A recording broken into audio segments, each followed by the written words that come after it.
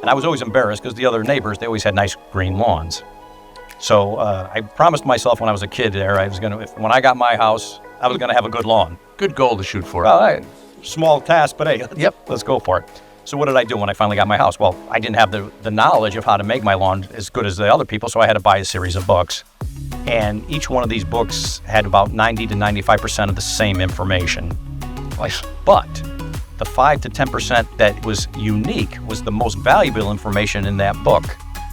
So what I was doing is I was using that story to say when I'm talking to these people on a podcast, I want to give them some information that's valuable, that will give them a competitive edge, that'll put them in a better predicament in the future if they follow the advice. And I think it's a great idea that you should teach your young people to read books and a newspaper. There's so much knowledge out there if you take a little time.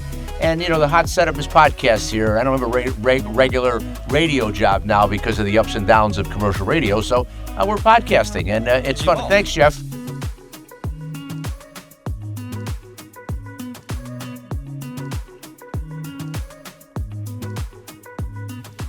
Hi, I'm Tom Hill from Strike Zone Studios up here in Wolcott, Connecticut. We've talked about finances previously on TomHillRadio.com, and we've decided to bring back John Frasco, a financial professional, because we got a lot of hits on it, and we've understood or discovered again that people don't know a lot about borrowing money. So this is another tutorial on that, but in an entertaining way. So glad to have you back, John. Welcome. Yeah, thanks. Happy to be here, Tom. Always entertaining when I'm with you. Thank you. He's a member of the Water Regional Chamber. That's the way I met him. We've gone to the Out to Businesses, or especially the Wake Up Your Business series. Yeah. What's made you go to that? Well, it's good for networking. You meet other businesses. You meet other people in your field. You can ask information. You can ask advice. You can get referrals. Plus you make new friends and they support you. And it's always good to have support when you're an entrepreneur. Well, it's been good to meet you there, and we've taken it a couple notches up. We've had some referrals on financing. We've had some interesting discussions.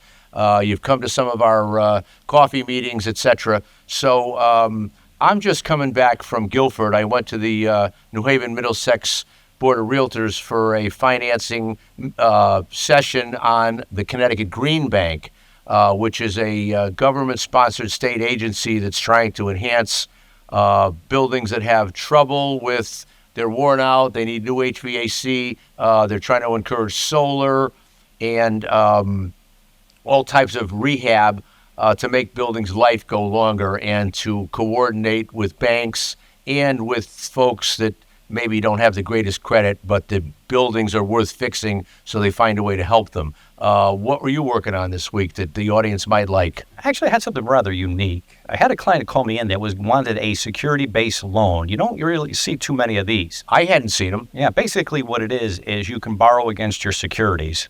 Basically the way it works is Stocks and bonds. Stocks and bonds. There were some limitations. It couldn't be a 401k. It couldn't be a IRA. Couldn't be. Yep. It couldn't be an annuity. And it couldn't be any penny stocks. So any stock you had, there had to be at least $5 per share or more. Okay. So basically what they did was they were offering a very good rate. It was only a 6% interest rate, which is phenomenal for commercial lending. Yep. And you could borrow up to 90% of the value of your securities. Wow. So, that's if you have, the more securities you have, the more you can loan. And that's leverage. Yeah. And we'll talk about that in a minute. But what was the fella doing with the money that had the securities, and how did that work? And I know you helped them get the loan. He was reinvesting it back in his business. He actually had the food truck, and he was in the food truck industry. He's going to buy another food truck, or maybe a couple of them. Yep. There. I forgot to say this. What's great about this security-based lending, you pledge your assets, and your assets still make money for you. You get capital gain, and you get dividends. So you could be making money while you're borrowing. On both ends. Both ends, yeah. Wow. And just explain a little bit, because if you can borrow 90%, I would describe that as leverage, and maybe you could just make a simple definition of that for the audience. Basically what leverage is it's like a lever. You have a little amount, but you get a big impact with it. So you're investing a small amount, and then the borrowing, they're giving you a larger amount, so you could do more with it. It's like saying if you were selling apples, if you have one apple, you only can make whatever profit you have on that. Yep. But if you could buy 100 apples, you've got leverage. Now you make 100 times your profit. Well put. You're a good guy. I tried hard. You know your stuff. All right, so we had talked in, let's talk a little bit about your instant reveal, and then we'll do the charts, and we're going to break down some loans and payments and what's going on with them and why you should get a loan and understand a little bit how it works. Okay. When I saw this last podcast, I was thinking that. Ours. Ours, yeah. And you did very well. I mean, you did far better than I did. More better. And I thought, I wanted to do something when people are watching this, I'm giving them value. There's got to be a reason why they're coming to watch this. And I was thinking that if I could give them some information that they're not getting anywhere else, there's a major benefit to that, and it would set them to future success. And that's what I was trying. That was my objective. And it worked. And you're back. I'm trying. And thank you for coming back up here. So I think you want to talk about this $100,000 loan and how the terms and conditions and the payments work and what are the pluses and minuses. This is actually a loan that I had, I think it was within the last month. Whenever I quote out a loan, I usually go to more than one lender. Try to give them the best deal possible. We did come back with two. One was a 7%, $100,000 loan for a term of 10 years. The other was a 7.25%, $100,000 loan, same 10-year term, but this loan was amortized as if it were a 30-year loan. Okay, so that gives you 30 years, makes a lower payment because a longer time to pay it out, but you're going to owe it back at the end of 10. Right. Here's what I notice.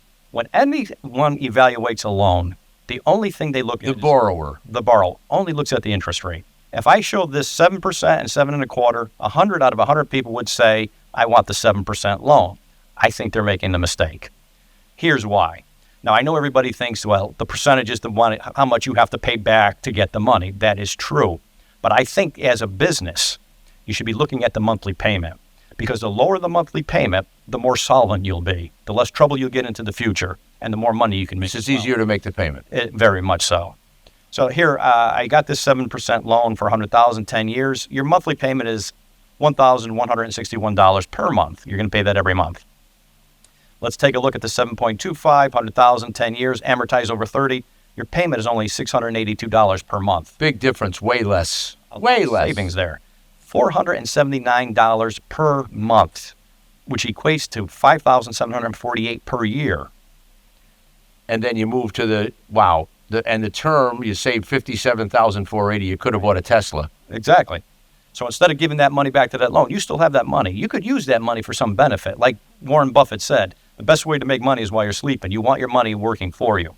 This gives you the opportunity to reinvest that payment into something more profitable. Like it. Okay. Let me go. I want to come back to the second part of this, but I want to address something about the interest rate and the term, how it impacts the loan and your monthly payment. Because I think the monthly payment is the crucial part of any loan.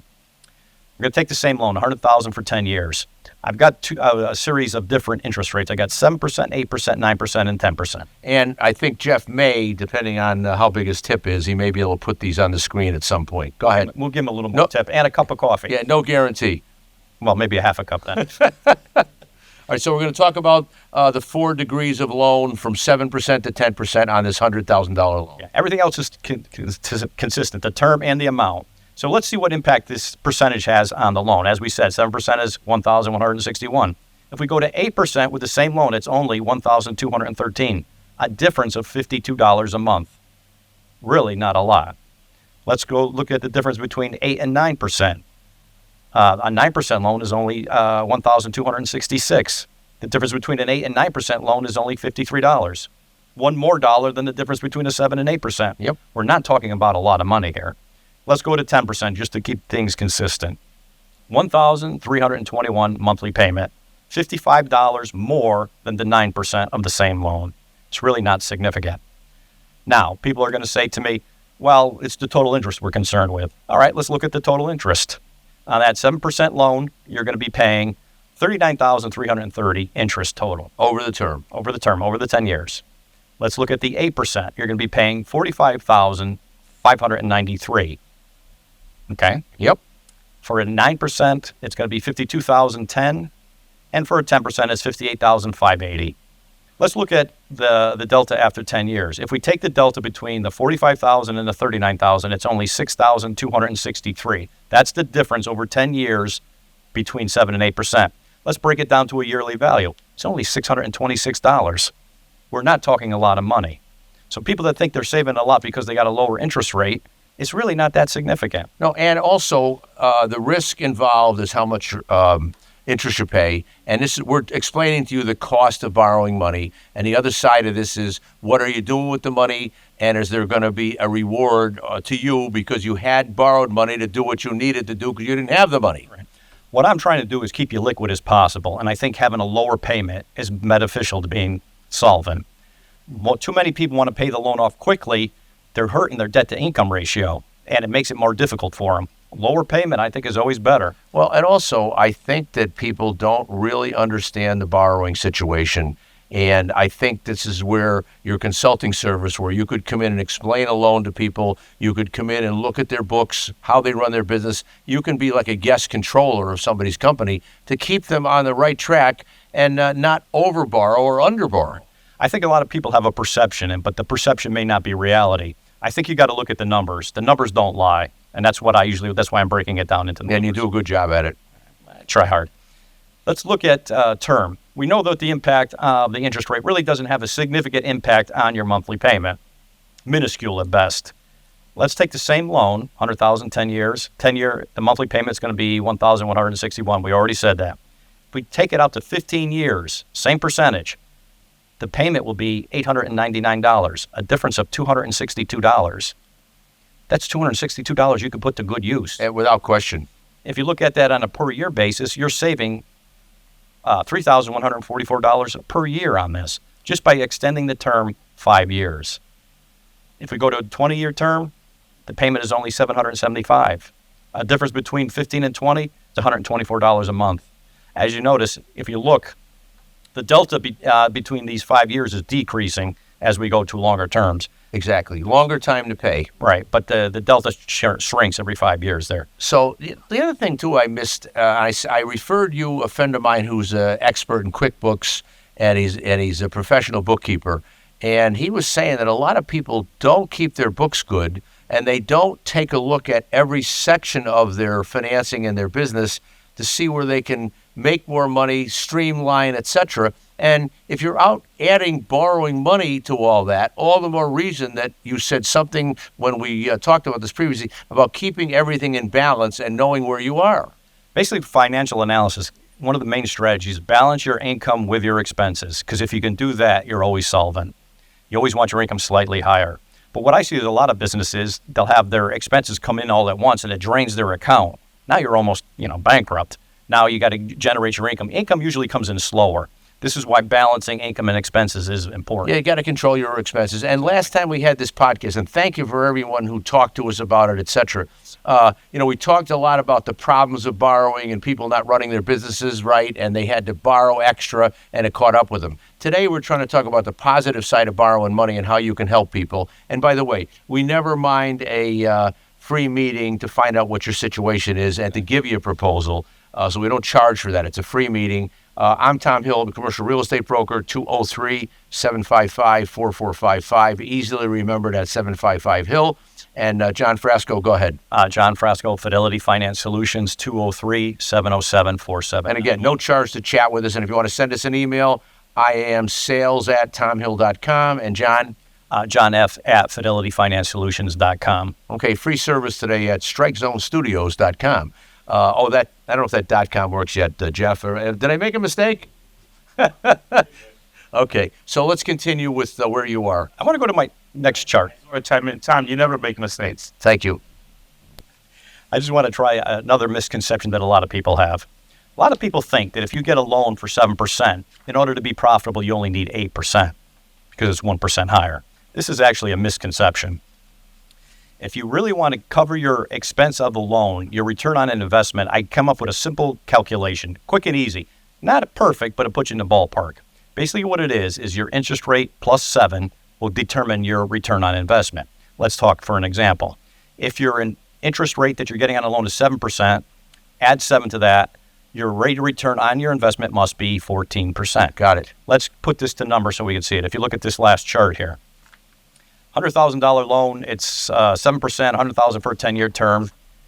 We already know the payment is $1,161. Yep. What monthly return are we going to have to get on that money in order to cover that payment? Well, I did $10,000 here. Well, 10% of $100,000 is $10,000. You divide that into a monthly payment, it's $833. It's not covering the loan. Let's go to 11%. That's 11,000 a year. Divide that by 12, you get 917. Still not covering that 1,161. Go to 12%, 12,000 a year, 1,000 per month, still less than the 1,161. 13%, same case, 13,000, 1,083 per month, still not covering it. It's not until you get to 14%, where you get 14,000 is 14% of 100,000. Your monthly, if you calculate that into a monthly payment, it's 1,167. Now it covers the $1,161. So it's not always the interest rate, and I see people paying these interest rates at times because they have an opportunity to bring the income in that'll cover the loan. You always want to look at it from both sides, expense and income. I like this quick little device, add 7 to the interest rate. It's not perfect, but it gets you in the ballpark. A lot of people don't realize how much money they have to get on a return in order to make this worthwhile. Well, in investment real estate, we look at cap rates. Right. What's the return on the investment? And if it's not risky and the rents are enough, it's usually could be 5 or 6% might work. If it's not risky and there's a 10-year lease on there. But if you start getting properties that don't have 10-year leases, they have 2 or 3-year leases, or they have mom and pop tenants, the cap rate could be 10%. It's all what people want to charge for their money, or as investors in real estate, what kind of return they want on their money. Yeah, I think John, I'm sorry to cut you off. I do have a question. Double it, or is this 7% on any percentage? What did you mean by that? Any interest rate plus 7. So if you had 3 plus 7 is 10, you got to get your return on investment has to be 10% or better. Okay, thank you for that clarity. All right, and this is good stuff because you don't want to. I see in commercial real estate, I can't believe the people that buy properties that should have never bought them. Yeah. They don't take into consideration they have to manage them. They have to manage tenants. They have to make sure the property is right so customers come into the tenants. And I mean, I know that one thing I like about you is you're looking for 3 loans and trying to steer people in the right direction, which is the point of this visit today. Well, I think this is a critical calculation because let's say you're buying a new backhoe, you're in a construction company. You got to know how much money do you have to make minimum in order to pay for it to cover the loan expense. Because if you don't, it's not worth it. And I think a lot of people, I need the backhoe, I'm going to go buy it. And then all of a sudden you've owned the thing for 6 months and you can't pay for it. Yeah. And they come looking for it. Exactly. All right, so I know you had 2 or 3 pages of show prep here. Mm-hmm. So are we enough on these situations to keep moving? I think we handled that, Jeff. Did I do a good job on that? I am interested. There was an example you gave when you were talking about on step number 2. I interrupted you. So when you were going between the difference of the total interest you're going to pay at 7%, at 8%, 9%, 10%, you were trying to make a point and I interrupted you. I want to make sure I didn't miss it because you were going through the breakdown on step 2, on example number 2. All right. So if you look at that number 2 chart, you see the delta over 10 years. The first one was 6,263 for 8. It was 6,417 for 9 and 6,570. If you divide that by 10, that's the difference what you're paying per year. And if you look at it, it's always in the mid-range of 600. So these people that think they're saving so much money on the interest rate, it's really insignificant. Well, that's where it comes in to deal with someone who's going to help you get your money, that can explain all this to you and show you the value of each loan. Yeah. And this is why we're doing this. My last item here, I think this wraps it all up and it actually really gets to the point of what I'm trying to drive. The audience will be the judge of that. Okay. All right. I'll let them judge me. I took a 6% loan for $100,000 and a 7-year term. You're going to pay, your monthly payment will be $1,460. I took an 8% on $100,000 with a 10-year term. Your monthly payment will be $1,213. The delta between the two is $247 a month. Less. Yes, the 8% at 10 years is less. What I'm trying to indicate to everybody is the term has a bigger impact on your monthly payment. That's what you should be looking for. Get a longer term. It's beneficial. Now, if we look at that for per year, that $247 you make per month is actually $2,964 per year. Here's what I'm saying. If we took that money and rolled it back into some type of investment, even if it's your own business, and made a 15% return over a 10-year time span, you could turn that $2,964 into $72,176. So pulling these loans apart to see where you need to be will more determine term may be more important than interest. And exactly. You can explain all this stuff. So, and I know it's TV, but we're trying to give you an idea of this guy's skill set. and why I'm interested in always dealing with him. Let's look at this a little further. The total interest for that 6% loan for 7 years is $22,712. The total interest for the 8% loan for 10 years is $45,593. If you look over here, if we reinvested that almost $3,000 a month into something that is getting a return of 15%, whether it's your own business or some other financial instrument, you're making $72,000. You just made that savings into something profitable, and it more than covers the interest to the loan because it's only $45,000. Well, I said to my intern on the way back from Guilford from that Green Bank seminar, if you can learn about money and you don't mind working, you'll do very well for yourself. And if you really learn about money, like you said about Berkshire Hathaway fella, Warren Buffett, if you can learn to have your money working for you, hello. Yeah. There's something else here that I'm not saying. Let's look at the $22,000. If you're in a 21% tax bracket, you could deduct this from your income tax, right? So that's a savings of $4,770. If you look at the $45,000 in 21% tax bracket, you're saving $9,575.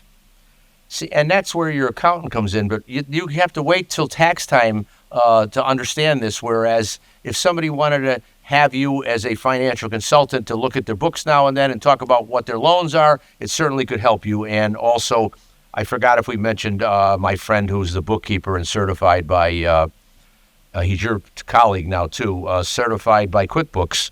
You know, there's a whole other side of this that you have to keep your books and records going good to make sure that you have a constant cash flow that's keeping your business afloat. I think a lot of times accountants focus on entries too much, booking their debits and credits. I think sometimes you got to analyze the situation to put yourself in the best predicament in the future.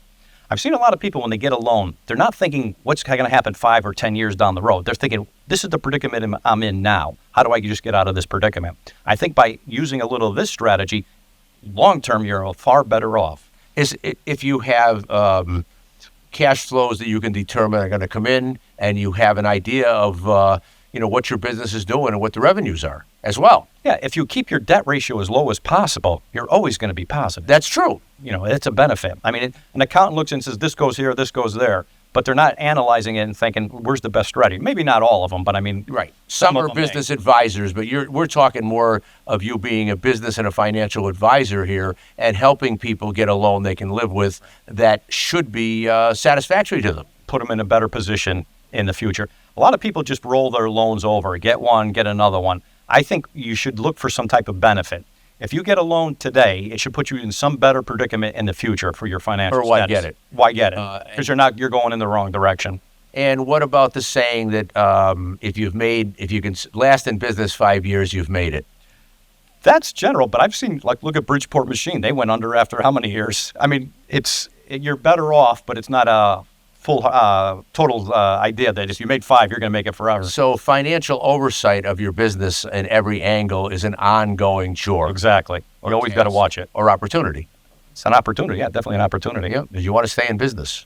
All right, so let's go down. You got a lot more to say today with your list and things that you wanted to bring up this time, and we just did the instant reveal.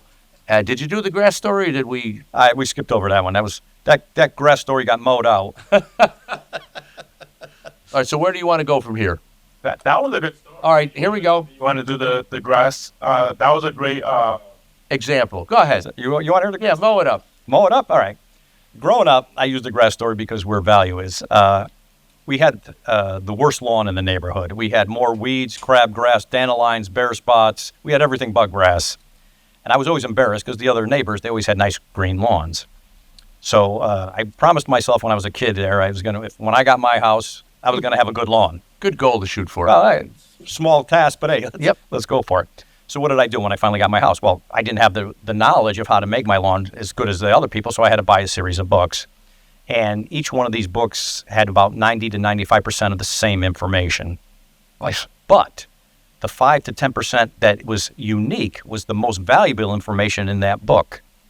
So what I was doing is I was using that story to say when I'm talking to these people on a podcast, I want to give them some information that's valuable, that will give them a competitive edge, that'll put them in a better predicament in the future if they follow the advice. And I think it's a great idea that you should teach your young people to read books and a newspaper. There's so much knowledge out there if you take a little time And, the hot setup is podcasts here. I don't have a regular radio job now because of the ups and downs of commercial radio. So we're podcasting, and it's fun. Thanks, Jeff. Jeff made us evolve. And how? So, have your young people watch these things. There's many you got to know about money. All right, so let's continue with your list. He always comes prepared. Okay. Usually when you're going to get a loan, there's two things they look at, your income and your credit score. Your income gives your ability to pay. That doesn't mean you will pay, but your credit score shows your interest in paying. So a lot of people do have a poor credit score. I see that happen in many cases. So I wanted to give a few tips. These aren't all. I think I get maybe the top 10 here that'll help people out. I think there's going to be a benefit to you because if you know how to improve your credit score, you increase your probability of getting a loan, and it's really going to help you more than you'd ever believe. One of the things is pay your bills on time. If you have a lot of late pay-ins, your credit score is going to drop. I even got an example. I sent in a credit card payment, maybe a couple of months ago. I sent it in 5 days early. It got caught in the mail. It ended up getting there a week or so late. My credit score dropped 50 points just from one late payment. Oh, boy. So, it does have a significant impact. So definitely pay your bills on time, if not early, if you can, on a safeguard. And you do sign in the loan documents that you will pay as agreed. And by the way, I'm a advisory board of the Ives Bank, and I've been on that 25 years, learned a lot there. But you're signing something that says you will pay as agreed, and you got to pay on time. Otherwise, you heard the story. The 50-point drop is a lot for one late payment. It is. But that's the reality. So continue. Imagine if you had another problem, it's down another 50. Exactly. All right. Keep your credit utilization low. Usually, you only want to use about 30% of the credit that's available to you. Let's talk this in numbers. If you have $1,000, you don't want to go over $300. Ideally, the ideal situation is if you can pay off your balance in full every month. That will give you the highest credit rating. And then you have no debt. Yeah, then you don't have any But debt. when you go to borrow a loan and you're smart about it, then you get a better interest rate, better terms, and more choices of who to borrow from, correct? Exactly. There's something else here. A lot of people have multiple credit cards. That's another hazard. You're reading my mind. Yeah, if you have too many credit cards, it's considered more risky. Maybe not in reality, but they perceive that you're going to be more risky. So it's better to have one credit card with a large available balance than many with a smaller one. And why do you think people, what has been the answer when you were looking at a loan from somebody and they had a lot of credit cards? Did they ever tell you why? Well, a lot of times it's interest-free for 6 months. Oh, that sounds good. Let's get that credit card. Now you're in with that bank and you got a credit card. Nobody wants to give up any credit, right? So now someone else offers it. Okay, let's get another free one, or this has a lower rate. Let's take that one. They keep all of their credit cards. They're accumulating credit cards, which is, in a way, accumulating risk as well. Well, again, I think this boils down to, with these people with the credit cards, how well do you know about the management of money? And how well do you know the system? And you're opening us up today to the system and what's going on out there. Let me give you a little something that a lot of people don't know about credit cards. And I had this mistake for a long time. You get a 30-day grace period in most cases, or 28, something like that. Let's just say 30, keep numbers right. As long as you pay that balance, you're not going to pay interest. If you even carry $1 to the next month, you're going to be paying interest. But it's not just on that $1. It's including all the purchases you made that next month as well. A lot of people think, well, I just made it. I got another 30 days. No. Once you violate that 30 days and you're carrying a balance, then everything counts as Exactly. interest. They're there to make money. Exactly. So, that one even I got fooled on. And again, parents, have your kids watch this stuff if they could sit there through us for this time. But, knowing about money, and I think it's going to get worse and worse. It's really a financial world. It is. I think you got to know how to manage debt, and you got to know how to manage cash flow.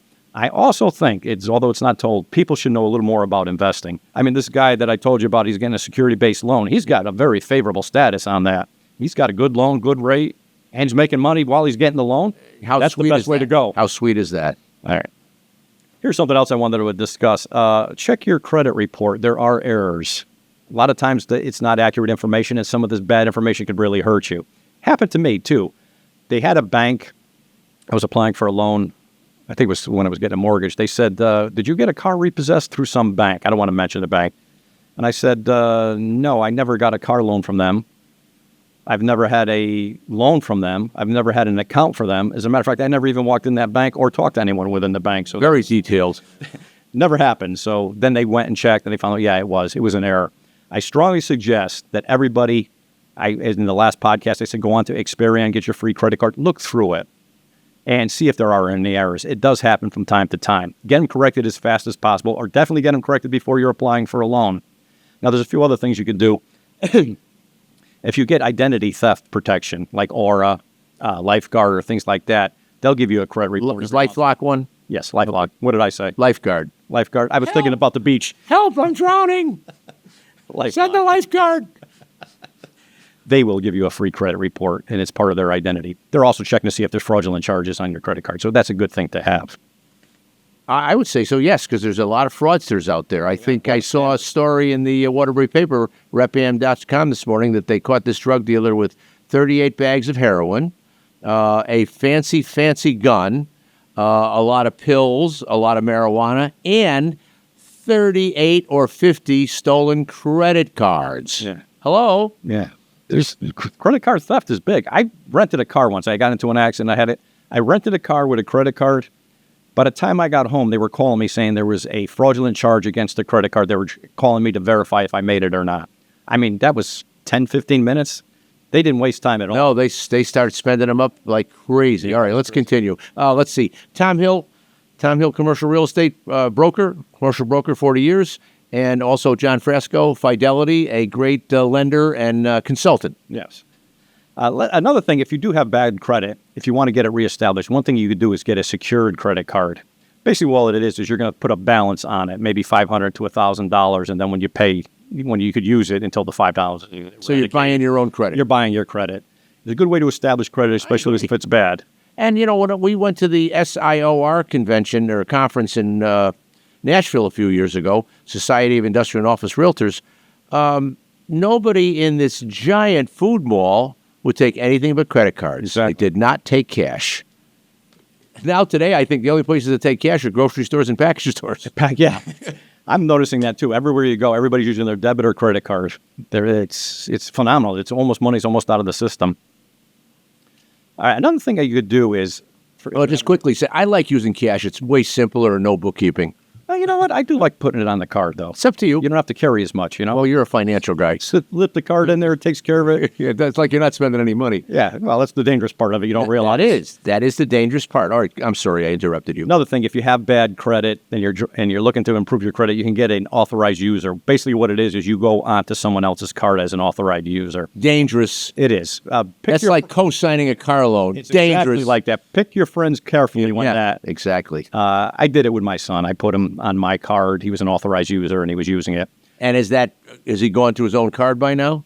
He's on his own card now. He was charging quite the sum here. He was using it very frequently. And did you have to whip on him to straighten him out, or did he learn that himself? Well, he learned it himself. Okay, the payment's coming. It's okay. All right. I don't want not too much personal stuff. Sorry. You can edit that out if you want, Jeff. Another thing is stick to a budget. A lot of people don't have a budget. If you have a budget, you're monitoring what you're doing, you're managing what's going on. I like to talk a little bit something more on budget here. This is where I think I'm going to give people value. And I say this to a lot of young kids. I was reading some philosophy, and this is supposedly came from the Talmud. I don't know if it is, but let's just say it is for now. That's the Jewish Bible. Yes. Okay. And it was saying how to manage your money or allocate how much money to each expense. And I think it's worth it. Basically what they said was your first 10% of your income goes to either tithing or charity. Now, this is good for, people, give some benefit to the And community. for your kids, tithing is 10% of your monthly income or sooner to the church. Right. It's also good for a business, too. This is good corporate citizenship. You get a good viewpoint in your community because you're helping them out. It's also a form of advertising, so there's mutual benefits to that. Second 10% was for savings. Here's your mutual, your emergency fund. Works both for the individual as well as the business. The next 10% was for fun. If you're saving money or you're using your money, you don't want to be working all the time. You want to have a little fun. All work and no play makes Jack a dull boy. Same thing in a business, though. A lot of times if you have a company picnic, a party or something like that, it raises morale. People work harder. They want to help you out. Yeah, so they want to be recognized. All right, so we went through... 60 or 70%. No, it couldn't have been 10, 10, 10. Okay, 30. 30. I'm terrible at math. Here's the next one. 20% goes directly into an investment. Now, it doesn't matter if it's stock, bonds, money markets, whatever. on a personal basis. At least you're investing, you're making that money grow. As Warren Buffett said, when you're sleeping, you're making money. That's how you do it. Business, same thing. It could be rolling it back into your business. You can get a 15% on return by selling more products or doing more services. Do it. That's the good use of that capital funds. The last one, this one nobody likes. 50% goes to expenses. As long as you keep your expenses under 50%, you'll probably always be solvent. Yeah, and this has to be taught to high school kids and young people. You got to start in kindergarten. Yeah, Drill it into them. Yeah, I agree. And I said I'm not good with money, but I got by that by going to a pre-college math class when I went into Mattatuck Community College.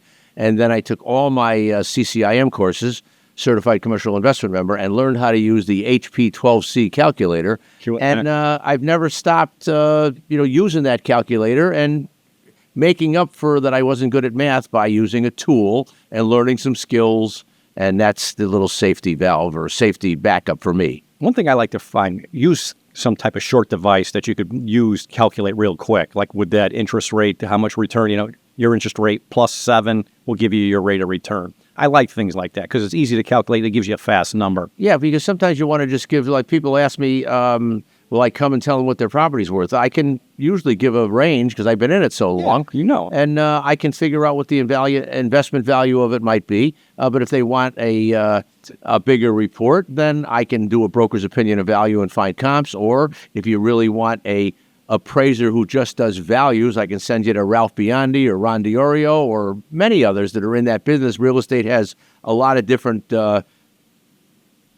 sections to it, and players and segmented, finance, appraisal, borrowing money from a guy like you, me, maybe selling your building, maybe a different guy for leasing, et cetera, et cetera. Property management, you buy a property, you buy yourself a job. But back to you and your list. Okay.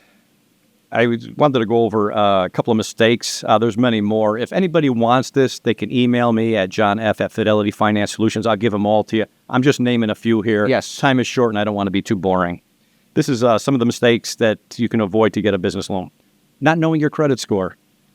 If you don't know it, you're not managing it. You want it as high as possible. So if you check it, you're going to be making it improve. Good one. Applying for the wrong type of loan. This goes back to the first podcast. That doctor that got in trouble, he could have used factoring or an MCA. He used an MCA. It cost him a lot more money than what it would have been for the factor. Well, he wasn't getting good advice from a guy like you. That's true. And you can also go to your lawyer or your accountant, depending on whether they offer financial consulting. Right. You could. The accountant will see how much it's costing you, but I don't know if they would know which one was cheap. Well, they don't loan money every day like you do, so that's why I'm having you on the program. That's why you got to talk to somebody that's in the field. That's your best option. Failure that mows the lawn. I know how to cut that grass. It's green, though. It's green. No weeds. Woohoo! Failing to prepare financial documents. A lot of businesses don't have an income statement, a balance sheet, and a profit and loss. So, that amazes me. You can get them out of QuickBooks or an accountant could recreate them, but it's always an advantage to have them. A lot of businesses don't. And there's lots of seminars on how to read a financial statement. Yeah. And again, the guy on your team that I introduced you to, a QuickBooks expert. You can be. I don't think it's too hard to run those if you're taught how to run them to begin with. A lot of people say they don't have the time to get into it. They're too busy doing something else. But I think sometimes a little information could give you a real big value. That's why it's worth the effort to go in there and learn it. Well, it's in the math, it's in the numbers, and if you don't have a profit at the end of the month, you better figure out how, because you're not going to last long. Yeah. Or then, like you said, the doctor that took the wrong loans and it ate his lunch. Oh, yeah. Plus. Yeah, plus. All right. Ignoring the debt-to-income ratio. This is something that the lenders always want to see high. You always want to have more income than debt, and the higher, the better. So, if you know what your debt-to-income ratio is, by getting that lower payment, keeps that debt-to-income ratio higher, it's really a benefit. So, that's something I would really focus on. Here's one I think a lot of times when you get an SBA, they want to have a business plan to see, especially when you're starting a new business, they want to see where you're going. SBA is a government-backed loan. Right, exactly. With the fixed term and a fixed interest rate, most likely. It's variable if it's a 7A. If it's a 504, it's fixed. Very good. Okay. Oh, you thought I didn't know that. No, I'm glad to keep you on your toes. Okay. I want to go over something. This is an actual story about the business plan. If you don't have a logical, let's say, thought process in why your business is going to do so well, they're probably not going to accept your plan. Let me give you a little quick story here. had a Chinese client. Your stories are never quick. All right. This one isn't going to be as long as the normally. He had a Chinese grocery store. It had 2,000 square feet. And in his business plan, he said that if I go to a new location and this has 10,000 square feet, I'll make 5 times the money I have. Well, if you think about that, money from a grocery store isn't directly correlated to square footage. It's not a good correlation. Now, let's take something that would have worked. If it was a storage center where square footage is how much you could use for storage, going to a bigger facility, obviously that's more storage area that's directly going to affect your bottom line. Example. Well, the grocery store probably thought he had more inventory and more choices and more people would come. Maybe. Here's what I would have said. I would have said the Asian population where he is currently is maybe, let's say, 2,000. If he went to his new location, it was more than 10,000, then I could see that 5-fold increase. Okay. That would be better. So his business plan made sense to him, but I don't think somebody reviewing that would say, no, this isn't going to work. Now to the viewers. This is why I invited John back. This guy's a good guest and he knows his stuff. Tom Hill, John Frasco, thanks for looking in. You can find these on TomHillRadio.com and you can find them on YouTube. And Jeff will post places to see these and have your kids watch these shows, really. Go ahead. Or your relatives that don't know anything about money. Here's something else I noticed. This is a mistake a lot of people make. Let's say you want to apply for a loan. You go to Bank of America, they deny you. You go to M&T Bank, they deny you. You go to Ion, they deny you. The more places you go to, the worse it looks for you because they're going to pull your credit report. When they pull your credit report, it shows the denial from that bank. As soon as somebody new looks at that, they see 3 or 4 denials, they know something's wrong. You're already got strike 3 and 2 foul tips on you. So, I mean, if you get denied on one, better to go to a broker and go to the private lender section. You got a better chance of getting the loan. There's something else I want to discuss on this. There's 2 kinds of credit pulls. There's a soft pull and a hard pull. Soft pull is better because it's just a summary of your credit report. When you actually go for the loan, they're going to do a hard pull. The hard pull is so extensive, it shows all the credit that you've ever had or way back when, too. Well, to be honest with you, if you were in first grade and borrowed money from one of your friends, I'm sure it would be on that report. I honestly believe it's a hard pull. It is. It's a hard pull. Deep. Very deep. So you don't want to have too many pulls. So always, if you're going for a loan, say a soft pull. That's good. This is what I think is better. Go to Experian, get your own credit report, give them a copy of it and say, look, you don't have to pull it. It's going to have the date that you pulled it on there. Give it to them. That prevents you, that if you don't get the loan, there's not that red flag in your credit report. So that's another little tip of high value. Well, what I like about this example in this show today was when the person that was coming in for the examples of all these charts and graphs, I mean, this guy comes in prepared. You went out and checked yourself on 3 different places that they could get the loan. So I think it doesn't cost anything for somebody to come and say hello to you, and you can decide if you're going to work together and whether you like each other, and then you're going to give them choices and explain them to them. Yeah, if it's well explained. Usually if they don't give a lot of explanation, this is something I've learned in my life. If people just say, here's your only option, and they don't give any explanation, usually it's not a good option. If somebody's giving you an explanation and can tell you the ins and outs, they're usually being honest because they know what they're talking about. Okay, so what else do you have? Okay, you're rushing me here. Yes, I am. Get moving. Watch out for the hidden fees on a loan. Know exactly what you're paying for. Application fee. There's other fees, early prepayment penalties, things like that. Were those the Joe Biden junk fees that he was going to eliminate? Yeah, I think he had a few on there. So that's junk fees. Yeah. And how do you negotiate those down? I mean, I don't give any trade secrets away because people should come to you to have you help them. But it's better to give one hint. It's better to discuss that before you actually get the loan. Oh. Don't wait until after you get it because then it's harder to negotiate. Negotiate before if they have a fee that you don't like. Is that part of your service to talk about what all the fees are in the loan? I could explain it to them and then we could negotiate for them. But usually, like I said, before you accept the loan, that's when negotiation makes sense. All right. Let me see here. Here's one. I think this is key. A lot of people, when they need money, they wait too long. Now, entrepreneurs are usually optimistic. Things are going to get better. I'm going to make it, right? Well, if the trend is down and it keeps going down, now you're in a worse financial situation. It's better to get the money earlier and before you really get too low in, financial resources. For a downturn. But again, if you don't have books and records and you're not forecasting, it's hard to plan for a downturn. Yes. You should always be prepared for the worst. This is like in the last podcast we said when Jeff asked the question, what's the best advice you give him? Get the equity line of credit when things are good. If you don't need it, it's always there. If you need it, it's really a saving grace. One of my designations, the CCIM Certified Commercial Investment Member, they always taught us, plan for the worst. Yeah. Plan for what could go wrong so that if it does, you can, be ready for it. At least you're mentally prepared for it. So, I mean, if you're mentally prepared, it's easier to accept. You'll have better solutions. Yeah, and if you're on commission, save your commissions every time you get paid because the economy goes like up and down. Yeah, it doesn't always go up. No, and sometimes you can have a bad week. There's a lot to being in business or even at your job. Who knows if your company it's going up and down. Yeah, you never know what tomorrow will bring. Right, so what else do you have? Last one, Tom. I know you're going to be happy to get me out of here. Not seeking professional advice. You're out.